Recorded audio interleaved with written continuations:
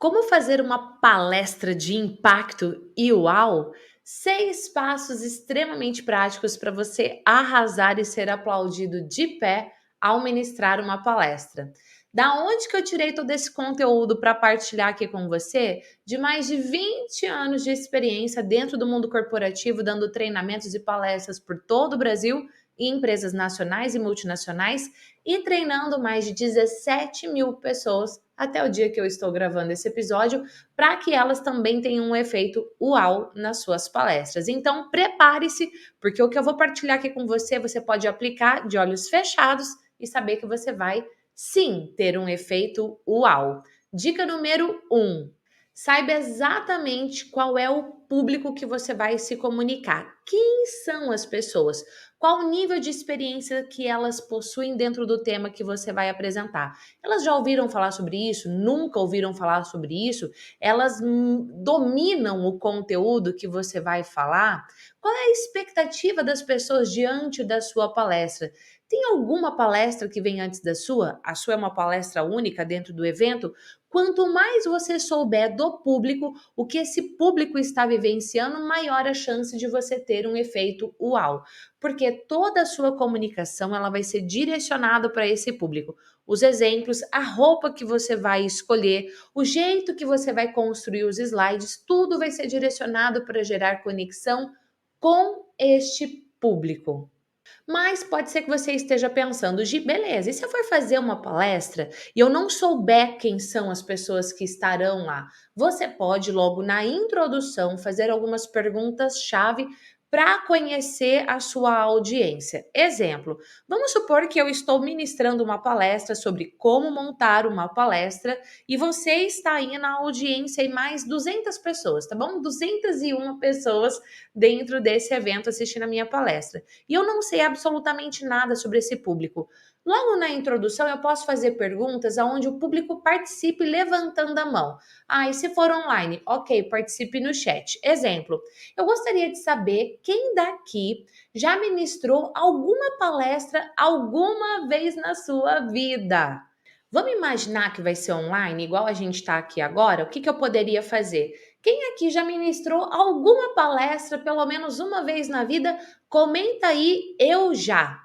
E Gi, eu nunca ministrei nenhuma palestra. Ok, nunca? Coloca aí, eu nunca. Pause. O que eu fiz? Eu fiz uma pergunta e eu gerei dois tipos de interação: a galera do eu já e a galera do eu nunca. Se fosse presencial, inclusive você pode comentar, tá bom? Eu já ou eu nunca? Comenta aí para eu saber. Tá, e se fosse presencial, o que você poderia fazer? Você poderia dizer assim: quem aqui já ministrou alguma palestra pelo menos uma vez na vida? Levanta a mão para eu saber. Ok. Aí você já sabe quem já e quem nunca. Por quê? Porque uma galera levantou a mão e a outra não. No chat, você precisaria fazer os dois tipos de pergunta? Eu já e eu nunca? Não, você poderia fazer uma só. Mas quando você faz os dois comandos de ação, você tem muito mais interação e a galera vai se sentindo mais aberta, mais à vontade para interagir com você. Inclusive, aguarde que daqui a pouquinho eu vou falar sobre interação, porque interação é o poder. Agora, antes de eu ir para a dica número 2, já deixa aqui o seu like, que é um feedback que você está curtindo o conteúdo que eu trago para você. Agora sim, dica número 2. Eu falei para você focar no público e agora eu vou falar para você focar no resultado.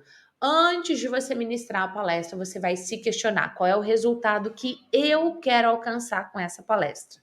Gi, vamos supor que eu vá dar essa palestra num evento presencial ou dentro de uma empresa. O que é que eu faço? Eu respondo essa mesma pergunta? Responde. Só que você também vai fazer essa mesma pergunta para quem está te contratando. Então você vai perguntar para a pessoa: imagina que a palestra terminou agora e você está super, ultra, mega feliz, satisfeito com o resultado alcançado. Qual resultado você alcançou com essa palestra? Porque é em cima dessa resposta que você vai orquestrar tudo que você vai falar e fazer durante a palestra. E aqui eu já emendo e vou para a dica número 3. orquestrar as ideias de forma a gerar o estado de flow no seu público. Que raios é o estado de flow? É quando o seu público perde a percepção do tempo, ele está tão conectado com você mentalmente, fisicamente, espiritualmente, emocionalmente, todos os mentes, que a pessoa não percebe a hora passar. Pode ser que a sua palestra tenha 10 minutos e que, meu Deus, voou, pareceu 1 minuto.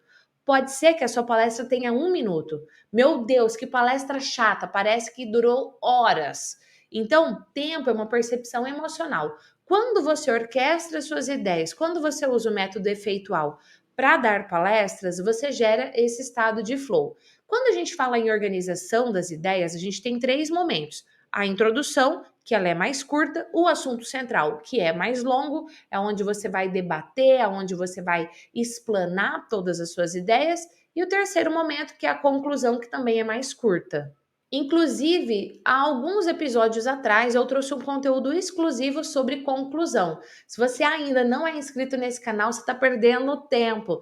Toca aí para se inscrever, toca no sininho, porque daí o YouTube vai te avisar quando tiver vídeo novo no ar. E também, se você quiser que eu aprofunde no tema como fazer a introdução da sua palestra, da sua apresentação, deixa aqui nos comentários #intro, que eu vou saber que você quer um conteúdo exclusivamente sobre isso. Quem sabe o próximo episódio pode ser sobre esse tema.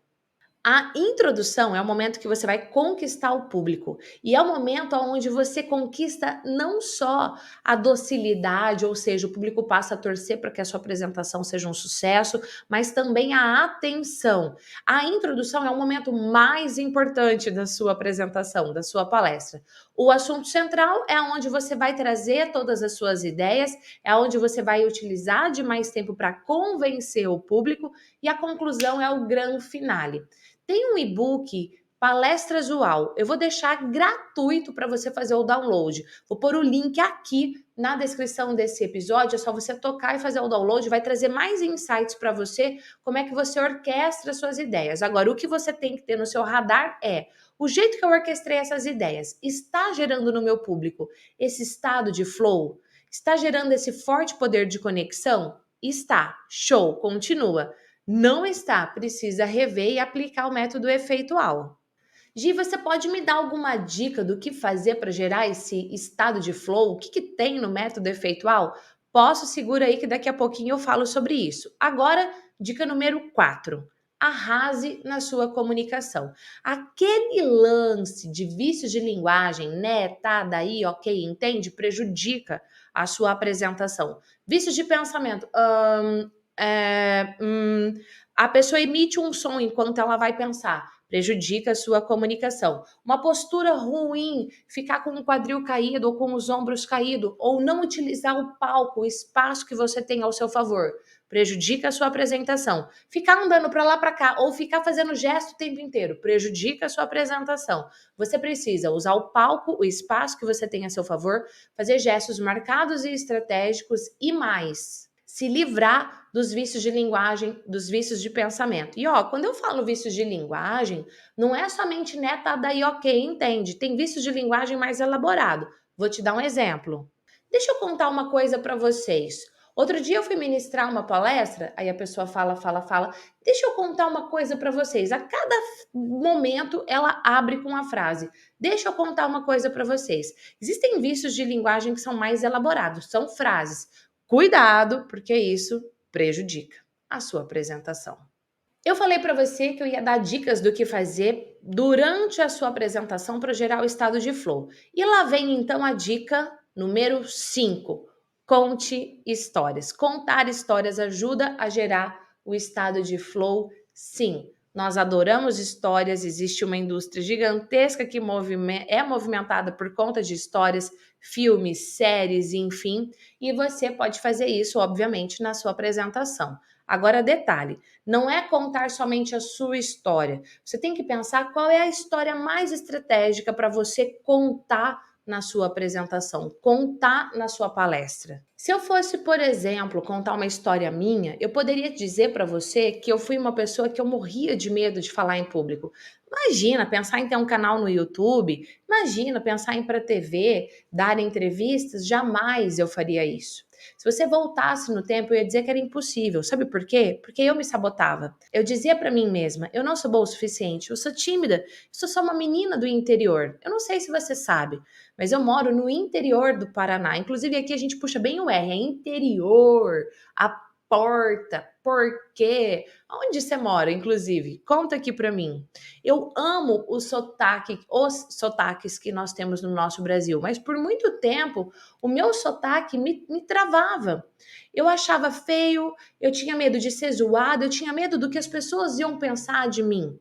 O lance, na verdade, não era o sotaque, era o medo do que as pessoas iam pensar de mim.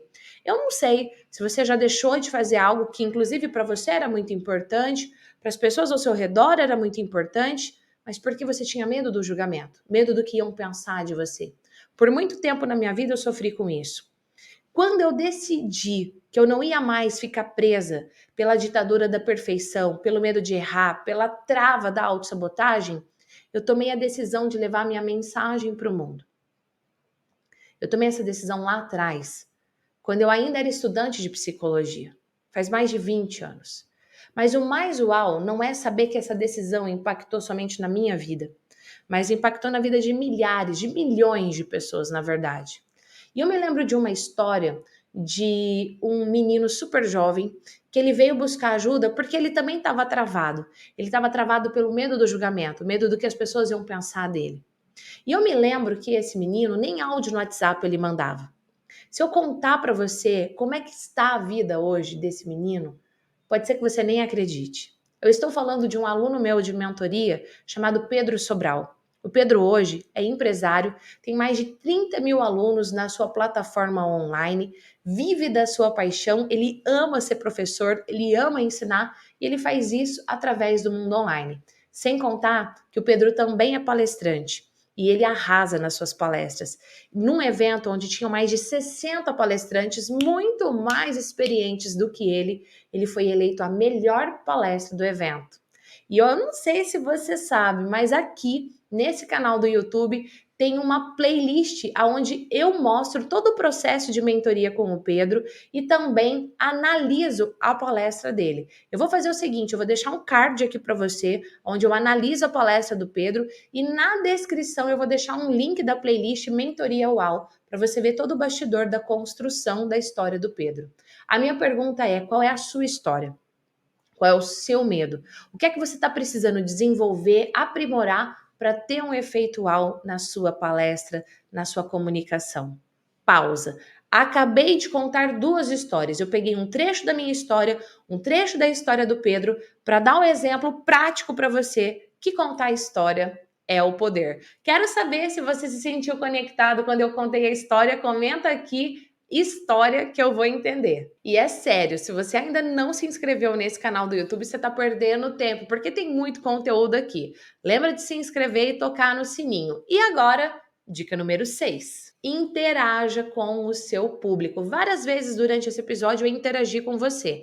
Então eu fiz perguntas, eu pedi para você deixar comentários. Se fosse uma palestra online, eu super poderia fazer isso. Se fosse uma palestra presencial, eu poderia pedir para você levantar a mão, eu poderia fazer quiz, eu poderia fazer enquete ao vivo utilizando aplicativos. Eu poderia fazer dinâmicas, vivências. O que eu quero dizer para você é que quando você utiliza de interações com a sua audiência, com o seu público, você faz com que a sua palestra não seja só sua, mas que seja de toda a audiência que está lá. Inclusive, não interaja só com o público, mas interaja com quem está te ajudando a fazer da sua palestra uma palestra uau. Vou contar mais uma história.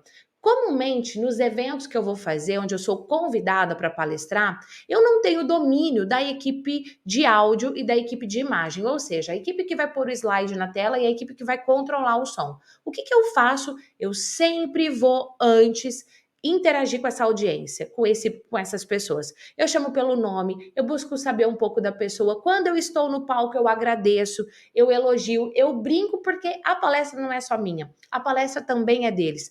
Para a palestra ser uau, a imagem precisa também dar certo, o som precisa ser bom.